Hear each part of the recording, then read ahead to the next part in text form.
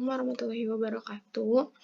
Izin memperkenalkan diri, nama saya Elis Sukmawati Azhara dengan NIM 3311-201064. Di sini saya sebagai moderator kelompok 5 dan rekan saya yaitu ada Marsyanda Fajrin Asyam dengan NIM 3311-201061, Zaidan Nabil Fauzan dengan NIM 3311-201062, Aulia Farah Yasmin Danuwinata dengan NIM 3311-201063, dan Nahda Fadila Rudianto dengan NIM 3311-201065. Di sini kelompok saya akan mempresentasikan yang pertama tentang titrasi bebas air, yang kedua titrasi redoks secara potensiometri, yang ketiga titrasi asam basa secara potensiometri, yang akan dipaparkan oleh rekan-rekan saya. Assalamualaikum warahmatullahi wabarakatuh. Izin memperkenalkan diri, nama saya Aulia Farah Yasmin Danuwinata dengan NIM 3311-201063. Izin mempresentasikan dari titrasi redoks dengan metode potensiometri. Titrasi redoks secara potensiometri. Untuk tujuan percobaannya, yang pertama menentukan normalitas larutan baku sekunder iodium.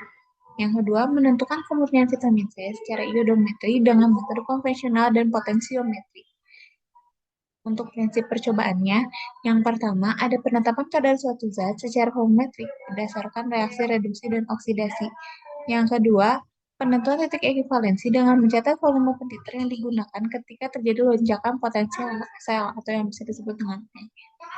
Untuk titrasi redoks sendiri adalah penetapan kadar reduktor dan oksidator berdasarkan atas reaksi reduksi dan oksidasi, di mana reduktor akan teroksidasi dan oksidator akan tereduksi. Agar dapat digunakan sebagai dasar titrasi, maka reaksi redoks harus memenuhi persyaratan umum sebagai berikut. Yang pertama, reaksi tersebut harus cepat dan sempurna.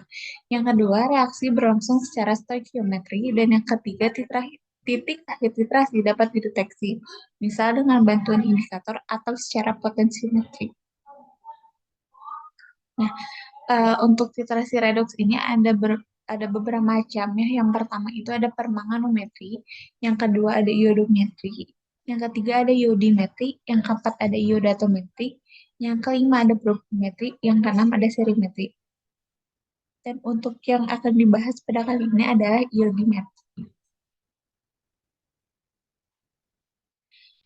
Potensiometri. Untuk potensiometri itu yaitu pengukuran tunggal terhadap potensial dari suatu aktivitas ion yang diamati. Hal ini terutama diterapkan dalam pengukuran pH larutan. Proses potensiometri dapat dilakukan dengan bantuan elektroda, indikator, dan elektroda pembanding yang sesuai. Dengan demikian, kurva titrasi yang diperoleh dengan menggambarkan grafik potensial terhadap volume titran yang ditambahkan mempunyai kenaikan yang tajam di sekitar titik kesetaraan. Dari grafik itu dapat diperkirakan titik akhir titrasi. Cara potensiometri ini dapat digunakan bila tidak ada indikator yang cocok untuk menentukan titik akhir titrasi. Misalnya dalam hal larutan keruh, atau bila daerah kesetaraan sangat pendek dan tidak cocok untuk penetapan titik akhir titrasi dengan indikator. Potensiometer merupakan suatu alat yang digunakan untuk menganalisis suatu unsur di dalam larutan, yang prinsip kerjanya didasarkan dengan adanya perubahan potensial elektroda dari larutan yang dianalisis karena adanya penambahan volume titran. Potensiometer dilengkapi dengan alat titrasi secara otomatis dan alat pencatat hasil analisis. Di dalam melakukan analisis kadar ulang, elektroda yang digunakan adalah elektroda kerja dan pembanding. Elektroda kerja yang dipakai adalah elektroda platina yang berfungsi untuk mengukur perubahan potensial dalam larutan yang dianalisis. Sedangkan elektroda pembanding yang dipakai adalah elektroda kalomer.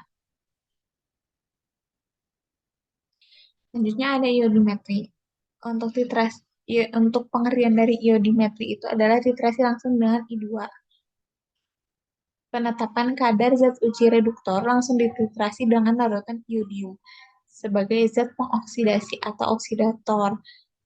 Untuk reaksinya ini ada zat uji ditambah dengan iodium menjadi imin dan oksidator, di mana zat ujinya itu sebagai reduktor dan iodiumnya sebagai oksidator. selain dari uh, Selain dari itu sendiri, untuk I2 ini itu dapat berlaku sebagai autoindikator, di mana yang asalnya warnanya itu coklat menjadi tidak berwarna. Gitu. Selain dari mengandalkan autoindikator dari iodium sendiri, di sini pun dapat ditambahkan dengan indikator spesifik seperti larutan kanji dengan perubahan warna itu dari biru dengan adanya iodium. Kemudian ada CHCl3 ungu bila adanya iodium yang larut, dan CCl4 ungu bila ada I2 yang larut. Nah, untuk larutan iodium sendiri ini biasanya itu dibakukan dengan natrium tiosulfat, arsen trioksida, AS2O3 atau AS2O3 dan natrium arsenit.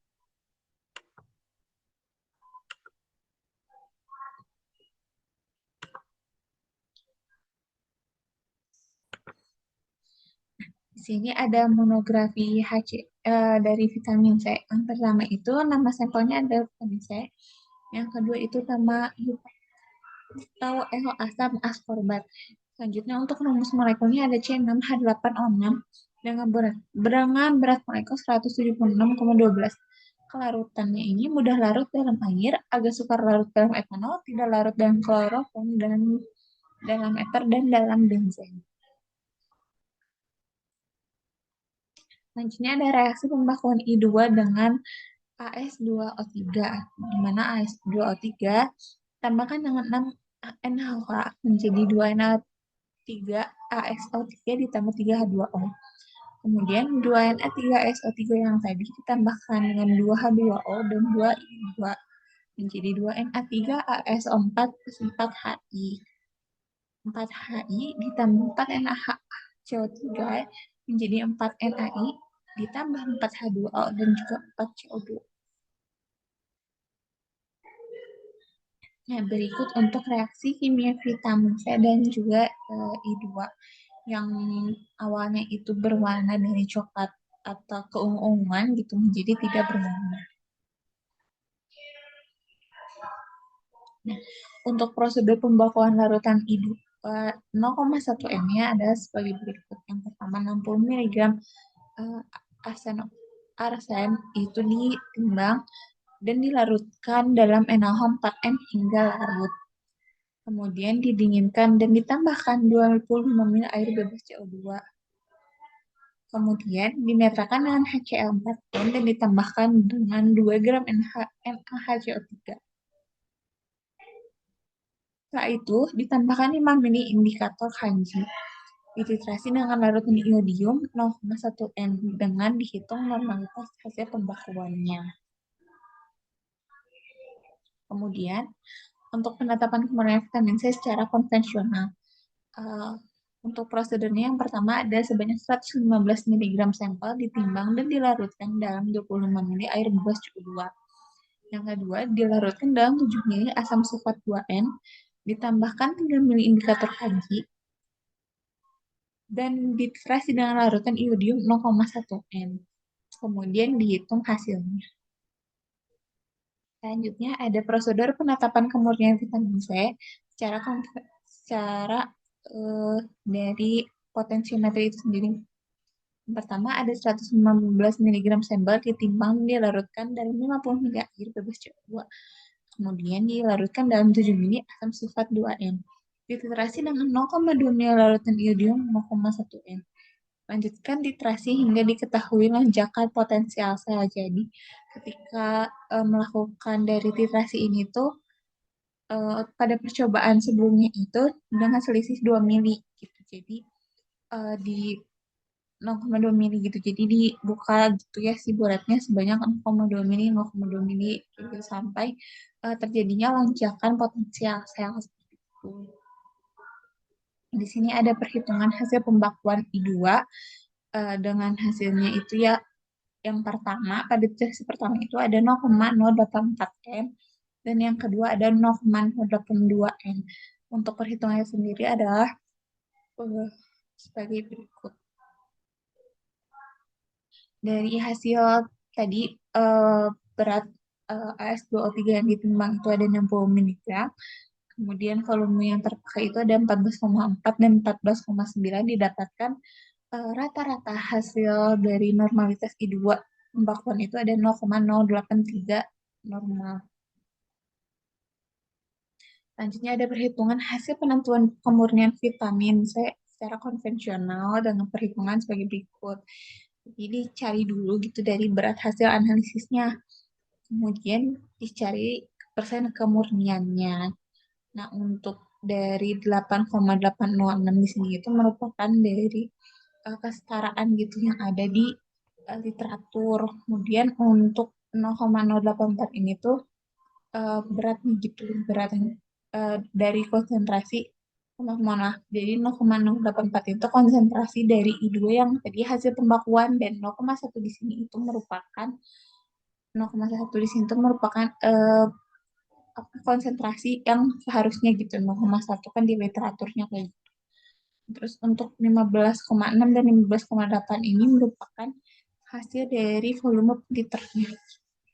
Kemudian dicari pasien kemurniannya dengan cara berat hasil analisis yang didapat tadi dibagi dengan berat dari kita saat menimbang, kemudian dikali 100%.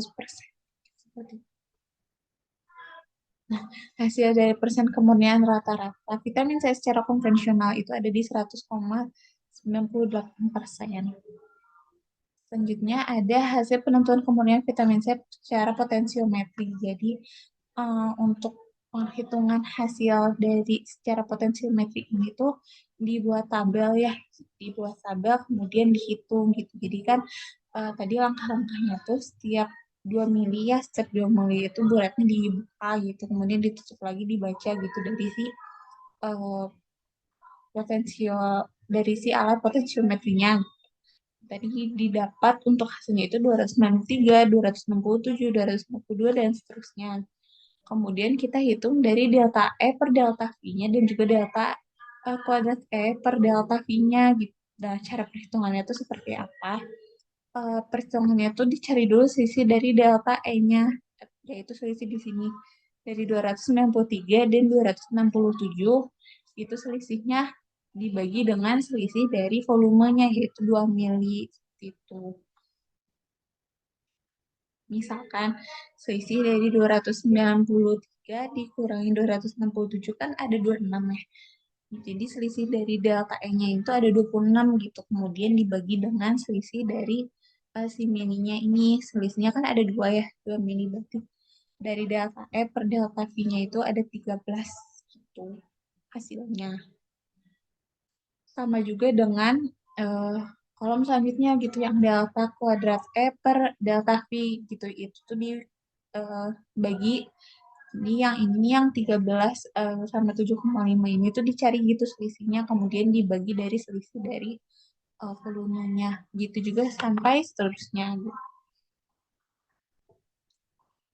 Nah, dari hasil tadi tabel itu, tabel dari hasil titrasi dan perhitungan itu, kita lanjutkan untuk menghitung dari titik ekivalensi. Cara menghitung titik ekivalensi itu yang pertama itu ada VA atau dari volume lonjakan gitu. Jadi di sini kan volume lonjakan itu ada di 224 ke 370 kan itu jauh ya berarti. Kalau misalkan digambarkan secara grafik itu dia bakal jauh gitu. Jadi lonjakan. Nah, maka diambil di sini 14 gitu.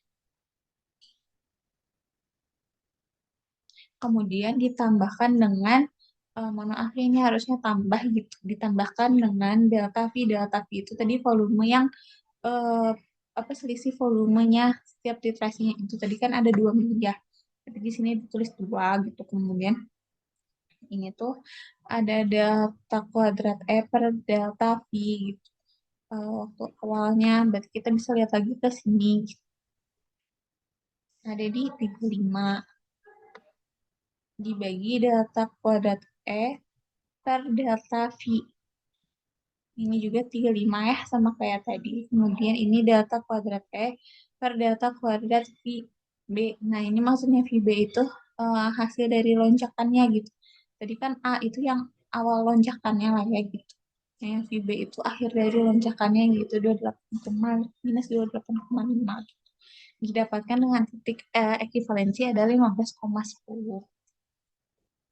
Selanjutnya, dihitunglah dari berat vitamin C dalam sampel dan presentasi kemurniannya.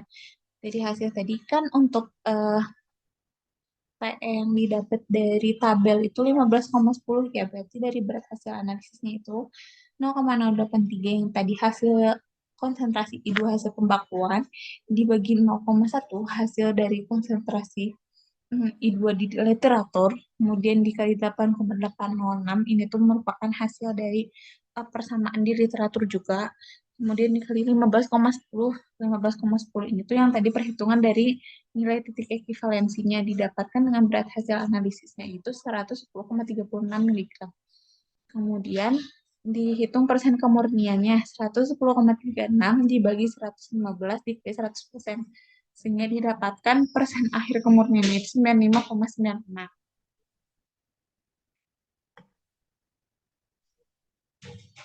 Nah, ikut untuk grafik dari hubungan volume pentiter dengan delta kuadrat E per delta V gitu. Jadi ketika kita menggambarkan hasil tadi dari tabel gitu ke dalam grafik, titik perpotongan ini tuh harus sesuai dengan tadi hasil perhitungan kayak gitu. Jadi untuk menentukan TE-nya itu bisa dilihat yang pertama dari perhitungan dan yang kedua dari grafik. Untuk hasil percobaan dinyatakan benar itu ketika hasil dari grafik dan juga perhitungan itu sama.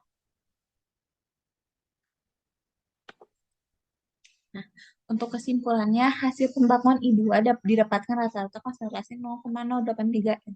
Sedangkan dalam teori konsentrasi I2 yang dibutuhkan adalah 0,1 N. Jadi untuk I2 yang digunakan ini tuh tergolong encer gitu. Untuk faktor penimbangan alat yang digunakan dan ketelitian pada saat mengerjakan dapat menjadi faktor perbedaan konsentrasi tersebut. I2 yang ada bisa dilakukan pemekatan dan pembakuan kembali hingga konsentrasi yang diinginkan. Karena di sini itu tadi keenceran ya, berarti kita itu bisa melakukan pemekatan kembali dengan menambahkan kembali I2 dan melakukan pembakuan kembali gitu. Jadi uh, untuk mendapatkan si hasil 0,1 N yang diinginkan. Kemudian, hasil penentuan kemunian vitamin C dengan titrasi konvensional didapatkan persen kemunian 100,98. Sedangkan secara potensiometri itu persen kemurniannya 97,10%. Dari hasil sampel vitamin C tersebut tidak memenuhi persyaratan karena kemurnian vitamin C itu dalam literatur rentangnya 99% sampai 100,5%. Nah, untuk hasilnya kenapa tidak sesuai ini? Yang pertama karena mungkin memang dari sampelnya tuh tidak murni gitu ya, ada zat-zat lain yang tercampur di dalamnya. Atau bisa juga kan faktor penimbangannya, alat yang digunakan dan ketelitian pada saat mengerjakan dapat menjadi faktor perbedaan dari kemurnian tersebut gitu kan, karena dari secara alat dan juga secara konvensional gitu ya pasti ada perbedaannya ya. Kalau misalkan dari potensiometri kan kita bergantung sama alat tuh. Jadi kalau misalkan emang harus memastikan alat ini tuh benar perhitungannya kan kita bisa melakukan dari kalibrasi juga gitu. Nah, kalau misalkan secara konvensional kan itu tergantung dari orang yang mengerjakannya. Sekian titrasi redoks secara potensiometri. Mohon maaf apabila ada kesalahan. Wassalamualaikum warahmatullahi wabarakatuh. Assalamualaikum warahmatullahi wabarakatuh. Izin masuk, izin memperkenalkan diri. Nama saya Marsyana Fadin Asyam dengan NIM 331120161. Izin mempresentasikan terkait titrasi bebas air. Di sini ada tujuan percobaan dari titrasi bebas air itu yang pertama menentukan normalitas larutan baku sekunder HCl4 dengan titrasi bebas air. Dua, melakukan validasi metode analisis akurasi penentuan kadar klorfenrinamina maleat dan papaverin HCl secara titrasi bebas air. Yang ketiga, menentukan kemurnian klorfeniramin maleat papaverin HCl dengan titrasi bebas air. Di sini ada prinsip percobaannya yaitu penetapan kadar secara volumetri berdasarkan reaksi basa lemah dengan asam kuat di dalam pelarut organik. Pengertian titrasi bebas air itu titrasi yang menggunakan pelarut organik sebagai pengganti air. Menurut Keynes 2008, titrasi bebas air adalah titrasi yang dilakukan tanpa adanya kandungan air baik pada titran, sampel, pelarut maupun pada alat-alat yang digunakan dalam melakukan proses titrasi. Syarat pelarut titrasi bebas air yang pertama itu dapat melarutkan zat yang dititrasi. Yang kedua itu tidak bereaksi dengan titran. Yang ketiga itu mudah dan murah pemurniannya jika perlu dan tidak kompleks. Yang keempat itu hasil titrasi berupa larutan. Hal yang harus diperhatikan dalam titrasi bebas air yang pertama itu peralatan harus bebas dari air, yang kedua pengaruh pelarut organik, yang ketiga itu pengaruh konstanta dielektrik, yang keempat adanya H2O, yang kelima menambahkan asam asetat anhidrat untuk menghilangkan air, yang keenam kadar air yang diperoleh dalam TBA maksimal 0,02 sampai 0,05%.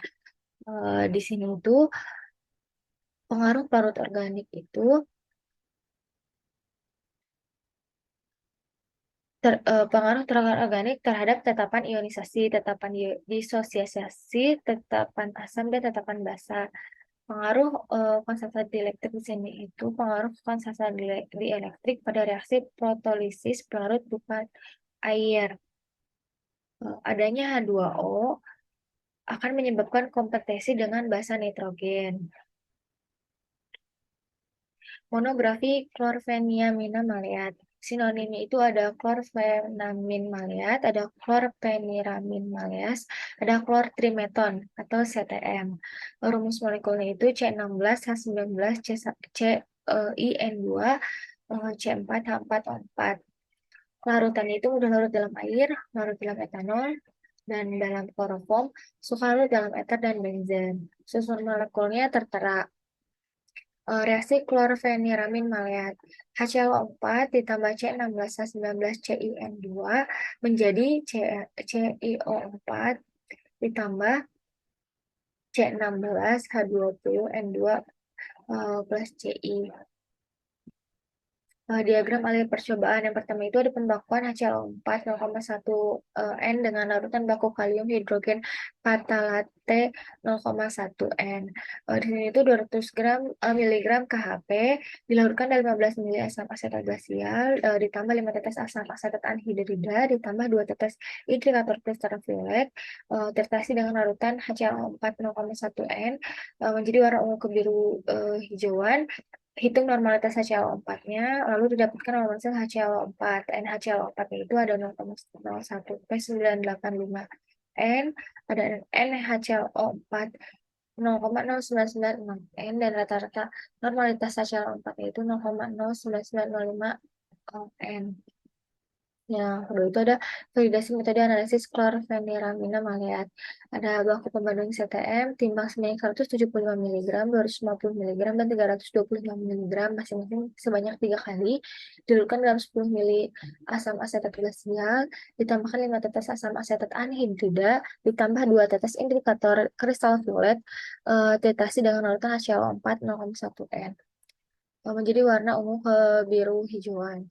Nah, variasi berat 175 mg itu, berat CTM1 itu ada 178,58 mg, berat CTM yang kedua itu ada 178,82 mg, berat CTM ketiga itu ada 171,82 mg.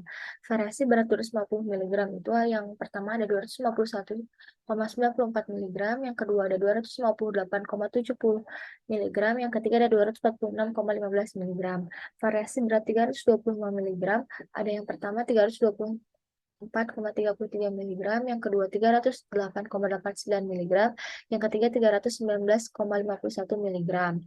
Lalu hitung berat hasil analisis CTM. Setelah itu hitung akurasi persen R dan presisi persen RSD-nya. Nah, persen R rata-rata yang didapatnya itu 99,24%, SD-nya itu 2,43 dan persen RSD-nya itu 2,45%. Yang ketiga, penetapan kemurnian chlorfeniramin maleat. Nah, 250 mg CTM dilarutkan dalam 10 ml asam asetat glasial, ditambahkan 5 tetes asam asetat anhidrat, ditambahkan 2 tetes anindikator kristal fluoride, titrasi dengan HCl4 0,1 N, didapatkan warna ungu ke biru hijauan. Hitung persen kemurnian CTM. Nah, persen kemurnian yang didapatkan itu ada 98,9%, 99,1%, 98,9%, persen kemurnian rata-rata sama dengan 98,97%. Hasil percobaan. Yang pertama itu ada hasil pembakuan HCl4. Titrasi yang pertama itu berat KP yang ditimbangnya itu 200,1 mg, volume HCl4 yang terpakainya itu 9,95 ml, normalitas HCl4 hasil pembakuan itu 0,0985 N. Titrasi yang kedua itu berat KP yang ditimbangnya itu ada 199,4 mg, volume HCl4 terpakainya 9,8 ml, normalitas HCl4 hasil pembakuan itu 0,0996. Nah, didapatkan rata-rata normalitas HCl4 hasil pembakuannya itu 0,09905 N.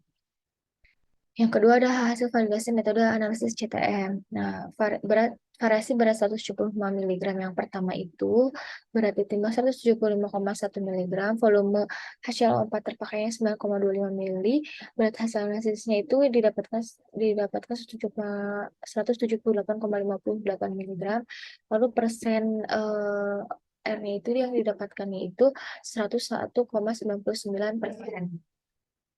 Pengukuran 175 mg yang kedua itu didapatkan berat yang ditimbangnya itu 175,8 mg, volume HCl4 terpakainya itu 8,9 ml, berat hasil analisisnya itu 171,82 mg, dan sehingga didapatkan persen R-nya itu 97,74%.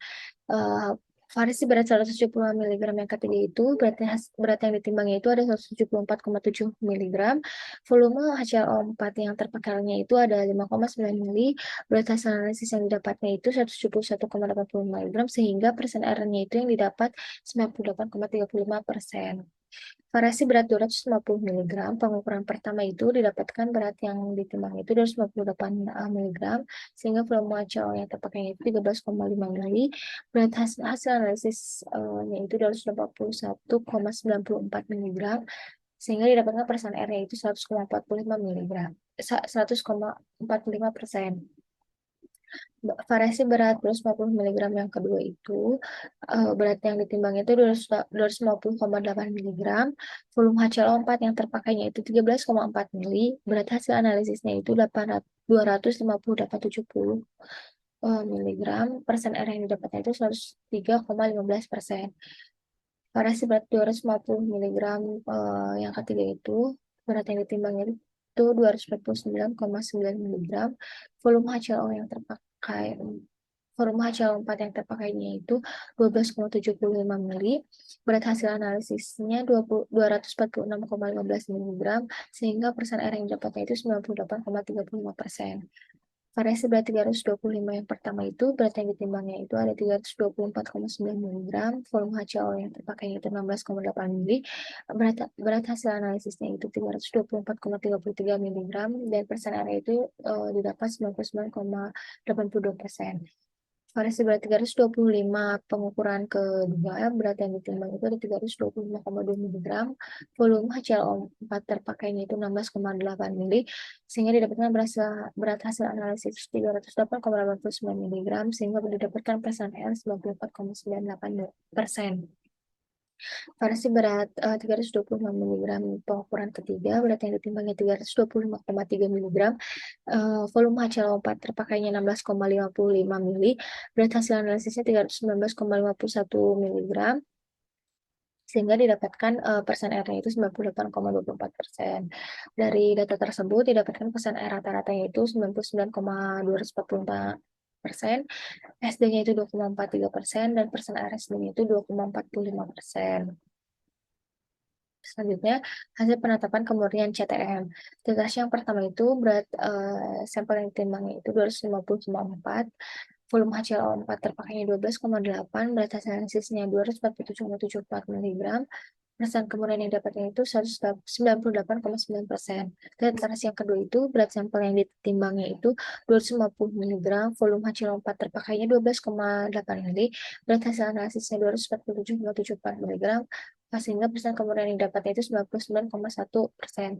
Titrasi yang ketiga, berat sampel yang ditimbangnya itu 250,4 mg, volume HCl4 terpakainya itu 12,8 ml, berat hasil analisisnya itu 247,74 mg, sehingga didapatkan persen kemurnian 98,9%. Nah, dari data tersebut didapatkan persen kemurnian rata-rata sebesar 98,97%. Kesimpulan yang pertama itu didapatkan normalitas HCl4 hasil pembakuan pertama sebesar 0,098 N dan normalitas HCl4 hasil pembakuan kedua sebesar 0,0996 N dengan rata-rata normalitas HCl4 hasil pembakuan sebesar 0,988 N. Hasil pembakuan sudah mendekati teori yaitu sebesar 0,1 N sehingga dapat digunakan untuk larutan standar baku. Namun hasil pembakuan tidak sepenuhnya sesuai dikarenakan terdapat beberapa faktor yang mempengaruhi seperti penimbangan bahan yang tidak sesuai dengan yang dibutuhkan, kondisi peralatan yang tidak kondisi peralatan yang bisa belum terbebas dari air, serta kurang teliti dalam melakukan titrasi. Yang kedua itu didapatkan persen rata-rata dari hasil validasi metode ketiga percobaan dengan 3 varian berat sebesar 99,245% dengan SD sebesar 2,43% dan persen ARSD sebesar 2,45%. Dari hasil yang didapat kesimpulan bahwa metode tidak valid karena memiliki persen R tidak berada dalam rentang 98% sampai 102%. Dan persen RSD lebih dari 2%. Hal ini dapat diakibatkan dari penimbangan sampel yang tidak sesuai dengan varian berat yang sudah ditentukan, alat dan bahan tidak bebas dari air, atau kurang teliti dalam melakukan titrasi. Yang ketiga, didapatkan hasil persen kemurnian rata-rata dari percobaan di atas sebesar 98,97%, sehingga dapat ditarik kesimpulan bahwa zat aktif chlorpheniramina maleat memenuhi persyaratan sesuai dengan persyaratan berikut. Chlorpheniramina maleat mengandung tidak kurang dari 98% dan tidak lebih dari 105% C16H19 CIN2 C2H4 O4 dihitung terhadap zat yang telah dikeringkan. Sekian presentasi terkait titrasi bebas air. Wassalamualaikum warahmatullahi wabarakatuh.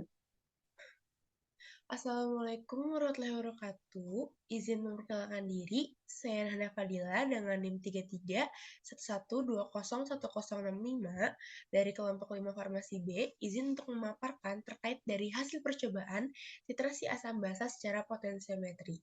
Namun, sebelum memaparkan terkait dari hasil percobaannya, saya akan memaparkan sedikit teori mengenai titrasi asam basa secara potensiometri. Jadi, titrasi asam basa ini merupakan reaksi antara ion H+ dengan ion OH- yang membentuk H2O yang bersifat netral. Untuk menentukan titik akhir pada titrasi asam basa ini, digunakan indikator yang dimana indikator ini merupakan suatu asam atau basa organik lemah yang mengalami perubahan warna pada lingkungan pH tertentu. Jadi, titik akhir titrasi asam basa ditandai dengan adanya perubahan warna sesuai dengan lingkungan pH tertentu. Ada beberapa syarat dalam melakukan titrasi asam basa. Di antaranya yang pertama, air yang digunakan adalah Aquades bebas CO2. Nah, untuk membuat dari Aquades bebas CO2 ini dapat dipanaskan terlebih dahulu Aquades hingga mendidih, lalu Aquades dibiarkan mendidih sekitar 10-14 menit, lalu didinginkan dan akhirnya ditutup dengan kertas perkamen. Lalu yang kedua, pelarut yang digunakan harus netral agar tidak mempengaruhi titik akhir dari titrasi nanti. Lalu, saya akan menerangkan atau memaparkan sedikit teori mengenai aplikasi potensiometri pada titrasi asam basa ini. Nah, sebenarnya metode potensiometri ini bisa digunakan terhadap reaksi apapun, asalkan tersedia elektroda indikator yang dapat dipakai untuk memantau aktivitas dari sekurang-kurangnya suatu zat elektroaktif yang terlibat dalam reaksi titrasi tersebut. Nah, pada titrasi asam basa dengan metode potensiometri, titik akhir titrasinya ditentukan dengan cara menghitung lonjakan pH yang terlihat pada kurva hubungan nilai pH dengan volume titran yang digunakan dalam satuan mililiter. Kelebihan penggunaan cara potensiometri untuk mendeteksi titik ekivalen adalah sebagai berikut.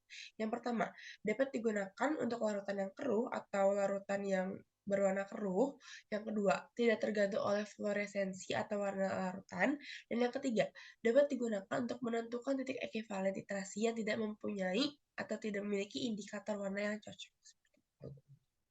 Nah, lalu saya akan memaparkan terkait dari hasil percobaan titrasi asam basa secara potensiometri. Nah, pada percobaan titrasi asam basa secara potensiometri ini menggunakan sampel asam sitrat. Saya akan memaparkan sedikit terkait dari monografi sampel asam sitrat. Menurut Farmakope Indonesia, edisi 6, halaman 198, rumus molekul dari asam sitrat ini adalah C8H8O7 H2O dengan struktur molekul terlampir, lalu berat molekulnya sebesar 210,14 dengan kelarutan sangat mudah larut dalam air, mudah larut dalam etanol, dan sangat sukar larut dalam eter. Lalu untuk persyaratan kemurniannya sendiri, mengandung satu molekul air hidrat, mengandung tidak kurang dari 99,5% dan tidak lebih dari 105% C8H8O7 dihitung terhadap zat anhidratnya. Lalu untuk prinsip dan tujuan percobaan titrasi asam basa secara potensiometri kali ini, untuk prinsip percobaannya yang pertama, penetapan kadar zat secara volumetri berdasarkan reaksi asam dan basa. Yang kedua, penentuan titik ekivalen dengan mencatat volume petiter yang digunakan ketika terjadi lonjakan pH. Lalu untuk tujuan percobaannya yang pertama, menentukan normalitas larutan baku sekunder NaOH, dan yang kedua, menentukan kemurnian asam sitrat monohidrat secara alkalimetri dengan metode konvensional serta potensiometri. Lalu ada prosedur percobaannya. Untuk yang pertama, dilakukan pembakuan larutan NaOH 0,1 N. Yang pertama, dimasukkan ke dalam labu Erlenmeyer 10 ml larutan baku oksalat dihidrat 0,1 N, lalu ditambahkan 2-3 tetes indikator phenolphthalein. Yang ketiga, dititrasi dengan NaOH 0,1 N hingga warnanya berubah dan tidak berwarna menjadi merah muda. Lalu dihitung normalitas NaOH sebenarnya. Lalu yang selanjutnya dilanjut dengan penetapan kemurnian asam sitrat monohidrat secara titrasi konvensional. Yang pertama, dilarutkan dalam 10 ml Aqueous bebas CO2 85 mg sampel asam sitrat. Lalu ditambahkan 3-4 tetes indikator phenolphthalein pekat, lalu dititrasi dengan NaOH 0,1 N hingga terjadi perubahan warna dan tidak berwarna merah muda. Lalu dihitung persen kemurnian asam sitrat. Selanjutnya, dilakukan penetapan kemurnian asam sitrat monohidrat dengan metode titrasi potensiometri. Yang pertama, untuk prosedurnya, dilarutkan dalam 60 ml Aqueous bebas CO2 85 mg sampel asam sitrat. Lalu dititrasi dengan 0,2 ml NaOH 0,1 N, lalu diukur perubahan pH dan dicatat, lalu ditambahkan NaOH 0,1 N hingga terjadi lonjakan pH. Lalu setelahnya, dibuat grafik, data-data yang didapat dibuat grafik. Lalu untuk hasil percobaannya yang pertama ada hasil pembakuan dari NaOH. Untuk titrasi pertama, kedua, dan ketiga didapatkan volume NaOH terpakai sebesar 9,90 ml dengan NaOH hasil pembakuan 0,1010 N. Dan rata-rata normalitas NaOH yang didapat dari hasil pembakuan itu ada 0,1010 N. Lalu untuk perhitungan hasil pembakuan NaOH sendiri dengan rumus normalitas NaOH sama dengan normalitas asam oksalat dikali volume asam oksalat dibagi volume NaOH yang terpakai.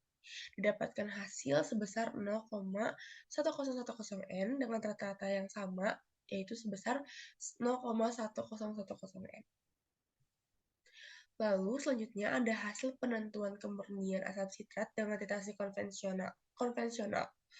Untuk titrasi yang pertama, berat sampel yang ditimbang itu sebesar 85,1 mg dengan volume NaOH terpakainya 11,75 ml dengan berat hasil analisisnya sebesar 75,99 mg dengan persen kemurniannya 89,30%.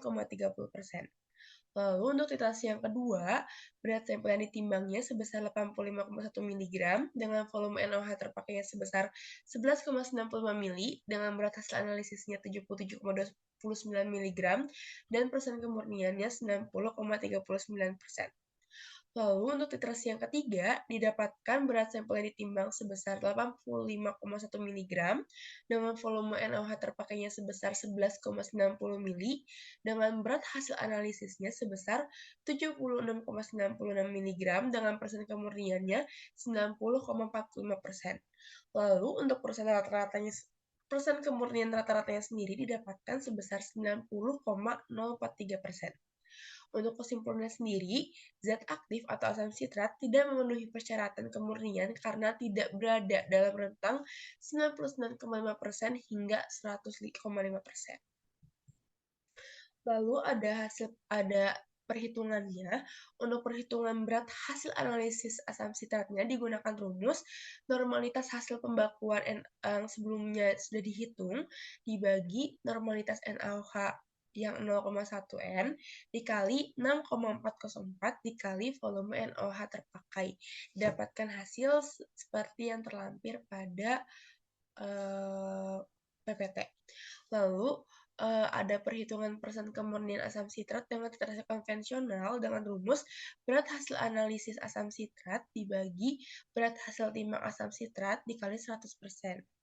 Untuk dari hasil perhitungannya seperti yang terlampir dengan persen kemurnian rata-ratanya seperti yang terlampir juga, yaitu sebesar 90,043%. Lalu selanjutnya ada hasil penentuan kemurnian asam sitrat dengan titrasi potensiometri. Untuk sebelumnya, seperti yang sudah dijelaskan pada prosedur, volume titran yang digunakan tuh dengan jarak 0,2 mili.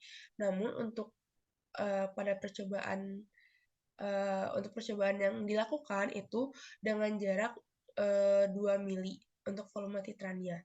Untuk dari datanya seperti yang terlampir pada PowerPoint.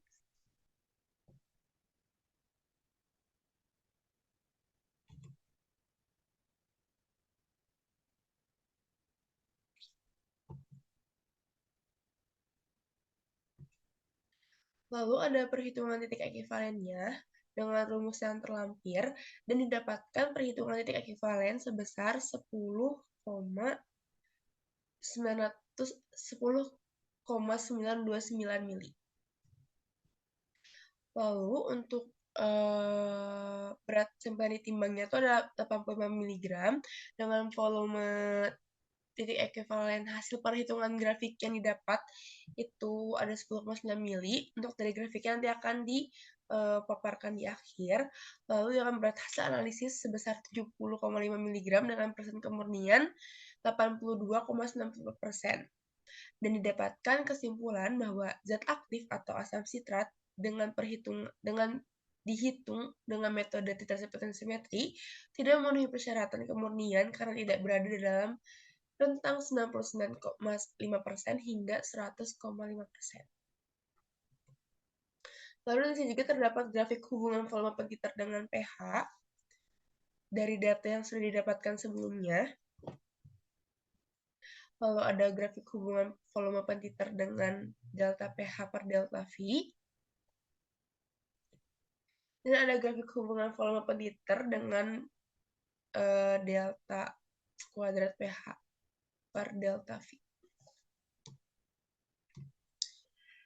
Untuk kesimpulan dari percobaan titrasi asam basa secara potensiometri, yang pertama, didapatkan hasil pembakuan NaOH dengan rata-rata 0,1010 N. Hasil yang didapat sudah sesuai dengan teori konsentrasi NaOH yang dibutuhkan, yaitu sebesar 0,1 N. Lalu, didapatkan juga hasil penentuan kemurnian asam sitrat dengan titrasi konvensional sebesar 90,043% dan secara potensiometri sebesar 82,94%. Dari kedua metode yang digunakan, zat aktif atau asam sitrat tidak memenuhi ketentuan karena persen kemurnian tidak berada dalam rentang 99,5% hingga 100,5%. Hal ini dapat terjadi dan bisa terjadi juga dikarenakan adanya faktor penimbangan seperti kurang tepat atau kurang telitinya penimbangan, lalu alat yang digunakan bisa jadi alat yang digunakan error atau sebenarnya belum disetting, dan juga dari ketelitian pada saat mengerjakannya. Itu dapat menjadi faktor perbedaan persen kemudian dari yang didapat dengan yang ada di teori. Selain itu juga bisa adanya perbedaan persen kemurnian yang didapat dengan teori itu bisa terjadi dikarenakan bisa jadi sampel yang didapat memang sudah tidak murni atau sudah terkontaminasi oleh zat pengotor yang ada seperti itu. Baik, untuk pemaparan dari hasil percobaan titrasi asam basa secara potensiometri dicukupkan. Mohon maaf bila ada kesalahan kata atau kata-kata yang kurang berkenan. Semoga apa yang dipaparkan oleh saya bisa memberikan ilmu kepada para penontonnya seperti itu. Baik, terima kasih atas perhatiannya. Wassalamualaikum warahmatullahi wabarakatuh.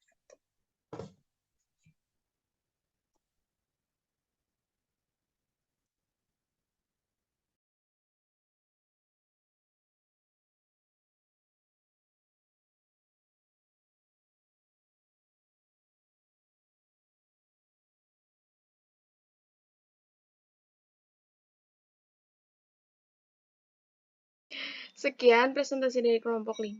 Mohon maaf bila ada kesalahan kata. Wassalamualaikum warahmatullahi wabarakatuh.